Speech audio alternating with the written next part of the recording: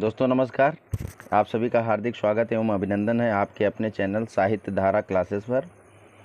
Video की अगली श्रृंखला में लेकर हम उपस्थित हुए हैं मानसरोवर का 5वां छंद। तो वक्त को बर्बाद न करते हुए आते हैं अपने टॉपिक पे।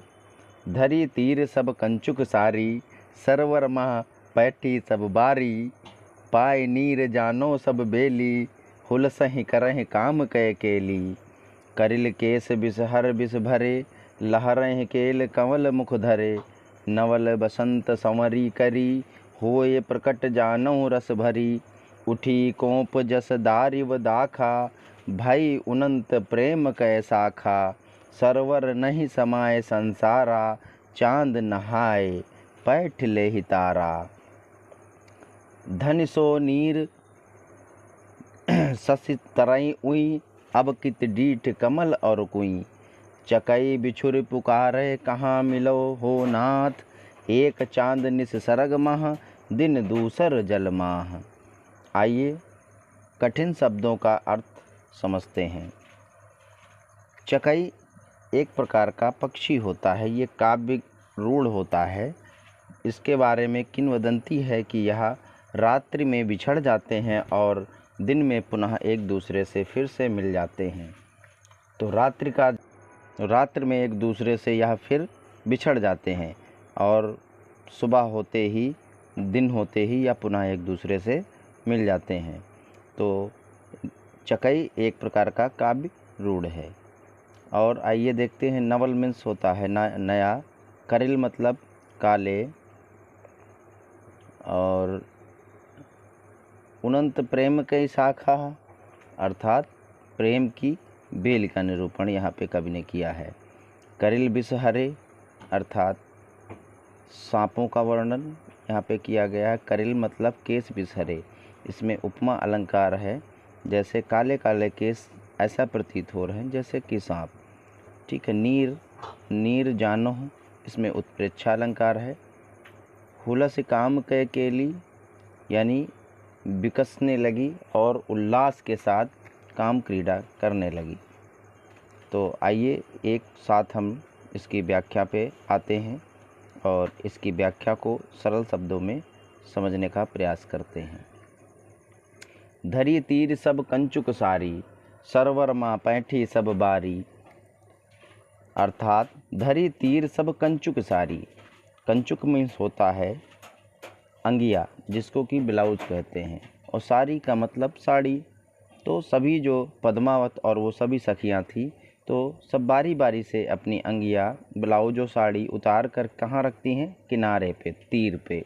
सरवर मह पैठी सब बारी बारी, और फिर एक एक करके सारी सखियां मानसरोवर में उतर जाती हैं स्नान करने के हेतु। पाई नीर जानहु सब बेली, हुलस करहि काम कै केली।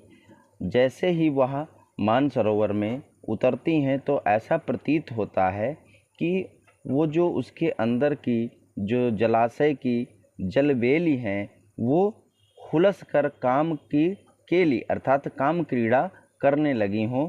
उसमें जो है एक प्रकार का हुलस प्रस्फुटित हुआ हो। करिल केस बिसहरे बिस भरे, करिल केस बिसहर बिस भरे अर्थात करिल माने काले काले जो बाल हैं वह ऐसे प्रतीत हो रहे हैं। वो पानी में जैसे सभी सखियां और पद्मावत जब स्नान करने लगती हैं तो उनके जो काले काले बाल हैं वो पानी में इस तरीके से फैल जाते हैं कि मानो कि काले काले सांपों की भांति वह प्रतीत हो रहे हों। लहरें लेहि कंवल मुख धरे, और उनके चेहरे सभी सखियों को लहरों में ऐसा प्रतीत हो रहे थे जैसे सभी के मुख कमल के समान हैं। नवल बसंत संवरी करी, होए प्रकट जानहु रस भरी, अर्थात सभी जो है बसंत का, नया बसंत की ऋतु का यहाँ पे आगमन हो गया हो और ऐसे प्रकट हो रही हूँ कि जानो सभी जो है कलियाँ जो हैं और रस से भरी हुई हैं। उठी कोप जस दारिव दाखा, भई अनंत प्रेम कै साखा। उठी कोप मीन्स होता है कोपल, दारिव मीन्स होता है अनार, दाखा माने होता है अंगूर। ऐसा प्रतीत हो रहा है जो अनार और अंगूर के जो कोपल हैं वो सब क्या है? प्रेम से उन्नत होकर, प्रेम में पग कर वो सभी क्या है, वो विकसने लगी, अर्थात वो निकलने लगी। सरोवर नहीं समाये संसारा, चांद नहाए पैठ ले तारा। धन सो नीर सस तरई उई, अब कित डीठ कमल और कुई। सरोवर अर्थात कहा जा रहा है कि ऐसा प्रतीत हो रहा है कि मान सरोवर में संपूर्ण संसार ही समा गया हो और वो भी आ ना रहा हो। अर्थात ऐसा प्रतीत हो रहा है कि वो मान सरोवर रूपी जो संसार है उसमें क्या है कि चांद नहाए बैठ ले तारा। चांद जो है अपने सारी सखियों अर्थात तारा को लेकर सब नहाने उसमें बैठ गए हैं। अर्थात ऐसा प्रतीत हो रहा है कि सरोवर मान सरोवर में चांद और तारे सभी एक साथ मिलकर स्नान कर रहे हों। धन सो नीर सस तरई उई, अब कित डीठ कमल और कुई। ऐसा कह रहे हैं कवि मलिक मोहम्मद जायसी कह रहे हैं कि धन्य है वह पानी, धन्य है वह जल, जिसमें तारा और चंद्रमा रूपी सब स्नान कर रहे हैं। अब कित डीठ कमल और कुई, यानी डीठ मीन्स होता है दृष्टि, नज़र। तो अब जिधर भी दृष्टि पड़ती है तो कमल और कुमुदनी सभी दिखाई देते हैं। चकई बिछुर, अब इस प्रकार का वातावरण जब उत्पन्न हो जाता है चांद और तारा, अर्थात अब यहाँ पे क्या है, यहाँ रात्रि का जो है यहाँ दिखाया गया है, ये रूपक बांधा गया है कि यहाँ पर रात्रि का आगमन हो गया है। उन सभी सखियों के तालाब, संसार रूपी तालाब में मानसरोवर में स्नान करने से अब रात्रि का जो है मौसम क्रिएट हो गया है। तो चांद भी है, तारा भी है, तो फिर चांद तारा कभी निकलते हैं रात्रि में। तो अब यह सब दृश्य देखकर जो चकई होती है वह बिछुर कर पुकारने लगती है कि हे नाथ, अब हमारा क्या होगा। एक चांदनी से सरग माह, दिन दूसर जल माह।